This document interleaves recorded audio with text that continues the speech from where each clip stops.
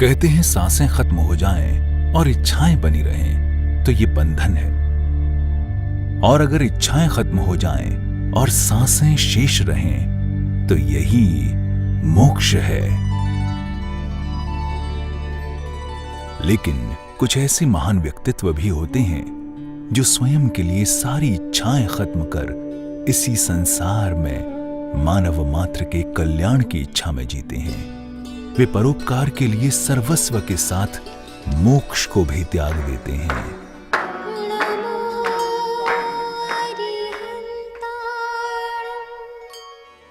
ऐसे ही एक महान व्यक्तित्व की आध्यात्मिक पहचान है अंतर्मुखी मुनि श्री पूज्य सागर जी महाराज।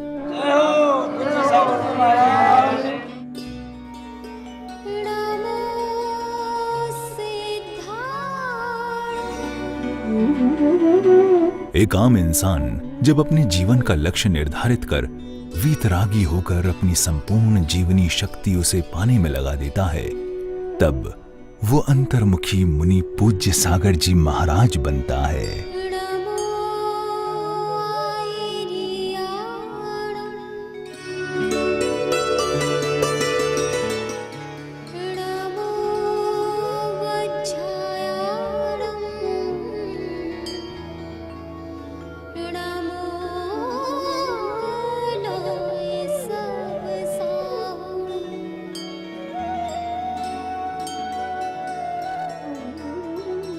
मौन का अर्थ है मन की शांत अवस्था, वो नीरव निस्तब्धता जहां मन बिल्कुल भी विचलित न हो। यदि हम सिर्फ बोलना छोड़ दें तो वो मौन नहीं कहलाएगा, क्योंकि मौन सिर्फ वाणी का नहीं होता, वो पूर्णतः मन का होता है। क्योंकि मन का स्वभाव चंचल होता है, इसलिए मौन उसे नियंत्रित करने की महासाधना है। आमतौर पर वाणी को विराम देना मौन कहलाता है, किंतु मौन का वास्तविक अर्थ मात्र चुप रहना ही नहीं, बल्कि उससे कहीं अधिक व्यापक है। वास्तव में मौन समस्त इंद्रियों को बाह्य जगत से हटाकर अंतस की ओर केंद्रित करना है। मौन अंतर्मुखी बनाता है। अंतर्मुखी व्यक्ति ही आत्मा और परमात्मा के गूढ़ रहस्य को भली भांति समझते हुए ईश्वर का साक्षात्कार कर पाता है। इसलिए आध्यात्म पथ के पथिक के लिए मौन को साधना का उपयोगी अंग माना गया है। मौन वो शून्यावस्था है जहां व्यक्ति अंतर्मुखी होकर अनंत की वाणी और आत्मा की पुकार को सुन सकता है। और ऐसे ही साधक हैं अंतर्मुखी मुनि पूज्य सागर जी महाराज, जिन्होंने 48 दिन की गहन मौन साधना की। और जब आप मौन की साधना करते हैं तो आत्मा की आवाज एक कली की तरह खिल जाती है। तब आप सुंदर खुशबू फैलाते हैं। अंतर्मुखी मुनि पूज्य सागर जी महाराज भी इस कठिन मौन साधना के बाद श्रावकों और धर्मावलंबियों के बीच धर्म और आध्यात्म की सुंदर खुशबू फैला रहे हैं। जानते हैं इस बारे में खुद मुनिश्री का क्या कहना है। मौन साधना से आत्मशक्ति जागृत होती है, उपवास करने की क्षमता बढ़ती है, चिंतन शक्ति बढ़ती है, शरीर की शक्ति बढ़ती है। क्योंकि मौन साधना से जितनी वर्गणाएं हमारी रहती है अंदर रहती है, वो ऊर्जा बाहर नहीं आती। आत्म साधना में बल मिलता है। और इसका मैंने प्रैक्टिकल देखा है। मैंने मुनि बनने के बाद सूर्य का अवस्था में उपवास नहीं किया, पर अभी यहाँ 2 उपवास भी साथ के कोई मालूम नहीं पड़ा, एहसास नहीं हुआ। एक उपवास 2-3 बार किए, वो एहसास नहीं हुआ। यानी ये शक्ति, शारीरिक शक्ति उपवास से बढ़ती है और बाहरी वातावरण से बचते हैं। अपने खुद का चिंतन होता है, अपने आप का चिंतन होता है, अपने चिंतन होता है, दूसरों का छूट जाता है। और मुझे मौन साधना से जो लाभ हुआ है वह शब्दों में उसका बयान नहीं कर सकते हैं, क्योंकि अनुभवों को शब्दों में कहा नहीं सकता, अनुभव किया जा सकता है। शब्दों में उसको बयां करना बहुत मुश्किल होता है, क्योंकि जो अंतरंग का विषय भाई, जो अंतरंग का विषय, इंद्रियों के विषय को तो हम बता सकते हैं कि स्पर्श इंद्री, रचना इंद्री का हम बता सकते हैं, पर आत्मा का अनुभव हम नहीं बता सकते हैं, क्योंकि आत्मा इंद्रिय से रहित है। और जो इंद्रिय से रहित है वो जो इंद्रिय से रहित है, इंद्रिय इसका बखान कैसे कर सकती है।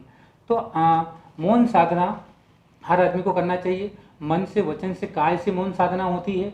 और अभी वर्तमान में हम देखा जाए तो मन से मौन साधना करना बहुत मुश्किल है। वचन और काय से तो मैं होठ में हिलाना बंद कर दूँ, इशारा बंद करना बंद कर दूँ, पर मन का जो खोटे चिंतन है वो रुकते नहीं।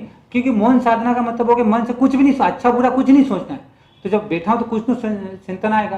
तो वर्तमान में काय से यानी शरीर से और वचन से तो मौन साधना हो सकती है, पर आत्मा की मौन साधना नहीं हो सकती है। उसमें कहीं ना कहीं चाहे तो अच्छे विचार चलेंगे चाहे बुरे विचार चलेंगे, कहीं ना कहीं विचार खराब आते ही आते हैं, और उनको संभालने की ही मौन साधना बार बार करने से एक संस्कार बनता है।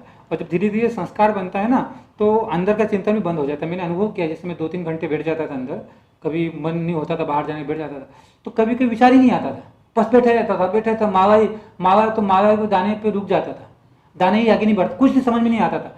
और ज़्यादा देर स्थिति नहीं बनती, ज़्यादा ये 10 सेकंड 20 सेकंड 25 सेकंड, इससे ज़्यादा स्थिति नहीं बनी, कुछ चिंतन नहीं। 20 सेकंड तक तो ऐसी स्थिति बनी, मैंने देखा घड़ी में 20 सेकंड तक ऐसी स्थिति बनी कि कुछ चिंतन नहीं आ रहा है, कुछ नहीं, अच्छा बुरा कुछ नहीं आ रहा है। तो वही स्थिति आना है। मौन साधना करने का मतलब है ये स्थिति आना है कि जहाँ अच्छा और बुरे का चिंतन, अच्छे का चिंतन होगा तो भी कर्म बंद होंगे, बुरे का चिंतन तो भी कर्म बंद होंगे, और दोनों ही संसार का कारण है। सब कुछ मौन का मतलब अपना अच्छा आवे ना खराब आवे, बस जैसे अनंत भगवान बैठे हैं बैठ जाए, और उनके शरीर से, उनकी व्यवहार से, उनके ज्ञान से अपने आप प्रभावना होती रहे, तभी मौन साधना का आनंद है। वो मैंने उसका अनुभव किया है और मैं अपने जीवन में उसको उतारूंगा, इसमें कोई शंका नहीं। मुनि श्री पूज्य सागर जी महाराज का जन्म 3 जुलाई 1980 को मध्य प्रदेश के पिपलगोन नामक स्थान पर हुआ था। मात्र 10वीं कक्षा तक पढ़ाई करने के बाद ही वो आत्मोत्थान की राह पर निकल पड़े थे। उनके प्रारंभिक दुनियावी जीवन की भूमिका उनके आगे के अभौतिक लक्ष्यों की भूमि तैयार कर रही थी। मात्र 17 साल की उम्र में ही उन्होंने कई राजनीतिक और सामाजिक पदों पर काम किया। बचपन से ही शिक्षा के प्रति जागरूक मुनिश्री का मानना था कि शिक्षा ही वो साधन है जो स्वयं, परिवार और देश को विकास की ओर ले जा सकती है। इसी धारणा की वजह से 17 साल की उम्र में ही अपने स्कूल में शिक्षक और विभाग की कमी को लेकर अपने मित्रों के साथ उग्र आंदोलन किया। स्कूल में शिक्षक सम्मान करवाना, पौधरोपण जैसे कार्य करवाने का जुनून उन्हें बचपन से ही था। मुनिश्री बहुत जिद्दी प्रवृत्ति के थे, जो ठान लेते थे पूरा करके ही रहते थे। उनकी यही खासियत उनके संन्यास लेने का कारण बनी। उन्होंने 9 फरवरी 1998 को बिजौलिया, राजस्थान में 3 साल का ब्रह्मचर्य व्रत आचार्य श्री वर्धमान सागर जी महाराज से आर्य का श्री वर्धितमती माताजी की प्रेरणा से धारण किया। 22 अप्रैल 1999 अजमेर, राजस्थान में आजीवन ब्रह्मचर्य व्रत लेने के बाद मुनिश्री 2001 में स्वस्थ श्री चारुकीर्ति भट्टारक जी से मिले और उन्हीं की प्रेरणा से क्षुल्लक दीक्षा की ओर कदम बढ़ाया। मुनिश्री को संत सेवा का पहला अवसर वर्ष 2006 के महामस्तकाभिषेक श्रवण बेलगोला के समय मिला। यहीं से उन्हें स्वाद से, विरक्ति से आसक्ति भी हुई। यहाँ उन्हें स्वामी कर्मयोगी स्वस्थ श्री चारुकीर्ति भट्टारक स्वामी ने अपनी बनाई विशेष कमेटी में स्थान दिया। मुनिश्री ने 23 अप्रैल 2008 को डीचा, राजस्थान में आचार्य श्री अभिनंदन सागर जी महाराज के कर्मयोगी स्वस्थ श्री चारुकीर्ति भट्टारक स्वामी जी श्रवण बेलगोला की प्रेरणा से क्षुल्लक दीक्षा धारण की। मुनिश्री क्षुल्लक दीक्षा के बाद श्री नरेंद्र शाह और श्रीमती प्रेरणा शाह और फिर दिनेश खुडनिया परिवार से भी जुड़े। उन्होंने मुनि दीक्षा 1 मई 2015 को भीलुड़ा, राजस्थान में उपाध्याय श्री अनुभव सागर जी महाराज से धारण की। मुनिश्री कई पुस्तकें लिख चुके हैं और अनेक ग्रंथों का अध्ययन भी उन्होंने किया है। लेखन और अध्ययन का ये सिलसिला निरंतर जारी है।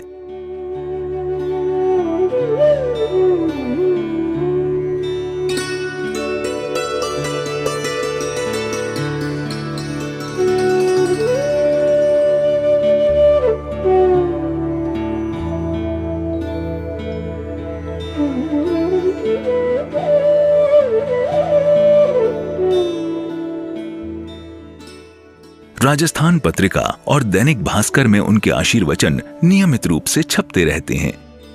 उन्होंने हाल में फरवरी 2018 में हुए महामस्तकाभिषेक के अवसर पर श्रवण बेलगोला पर 2 ऐतिहासिक पुस्तकें भी लिखीं। दैनिक अखबार राजस्थान पत्रिका में मुनिश्री द्वारा लिखित श्रवण बेलगोला का इतिहास 21 दिन तक लगातार प्रकाशित हुआ। महामस्तकाभिषेक का कवरेज भी उन्होंने इसी अखबार के लिए किया। अखबार ने उन्हें पूरा सम्मान देते हुए उनके नाम से सारी खबरें छापी।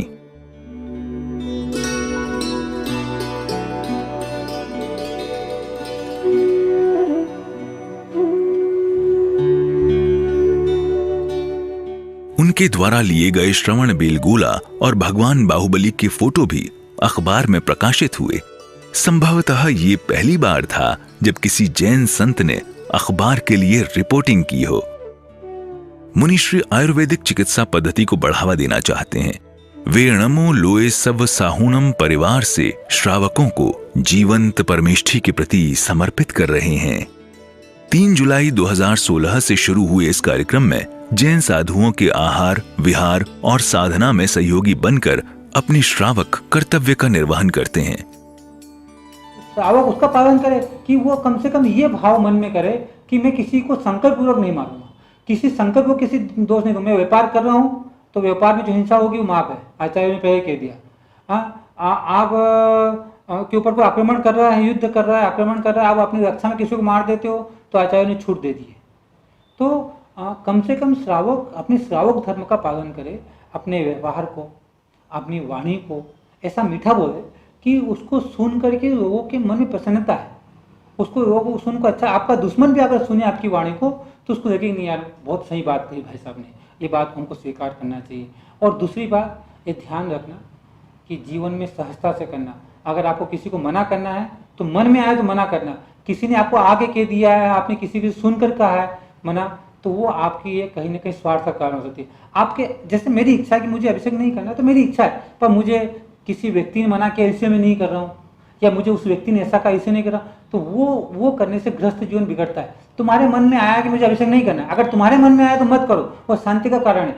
पर तुम, क्योंकि उसका तुम्हारे पास जवाब है ना कि मुझे क्यों नहीं करना है, पर तुमने दूसरे की सुन कर दिया, उसका जवाब तुम्हारे पास नहीं है। तुम उससे पूछोगे, वो तुम्हें कहेगा, फिर तुम मुझे कहोगे, तो कहीं ना कहीं दुखदायी होता है।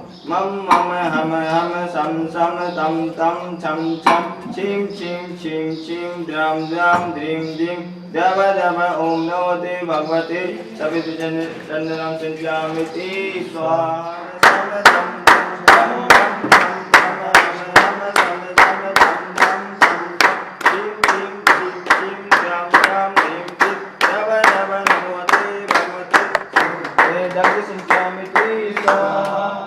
तो हमारे आचार्यों ने कहा है कि अगर गृहस्थ जीवन का छोटा सा सूत्र है कि अगर गृहस्थ जीवन को सुखी बनाना है तो सहजता से काम करना सीख लो और हठाग्रह मत करो।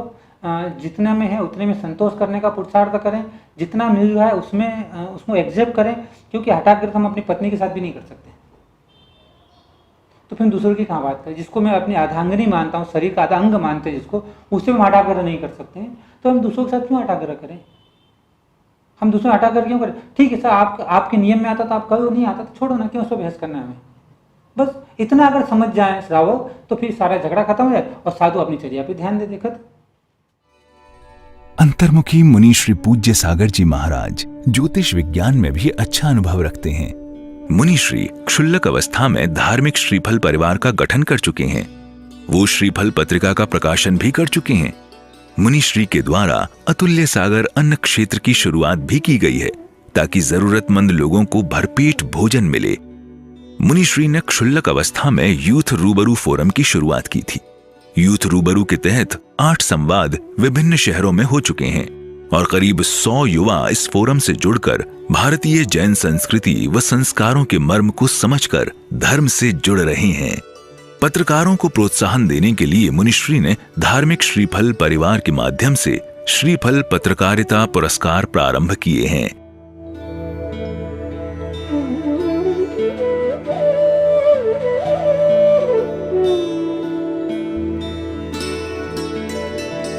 अंतर्मुखी मुनि श्री पूज्य सागर जी महाराज स्वीकार करते हैं कि आज की पीढ़ी सोशल मीडिया से प्रभावित है और इस पीढ़ी को धर्म से जोड़ने के लिए उन्होंने श्रीफल न्यूज परिवार बनाया, जिसमें सुश्री राखी जैन के निर्देशन में श्रीफल न्यूज का संचालन किया जा रहा है।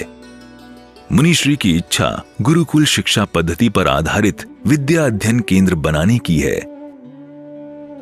मुनि पूज्य सागर एक ऐसे साधक हैं जो अपनी आध्यात्मिक उन्नति के लिए प्रतिदिन सत्यनिष्ठा और गंभीर प्रयास करते हैं, जिसमें उन्होंने इतनी कठिन और लंबी मौन साधना की।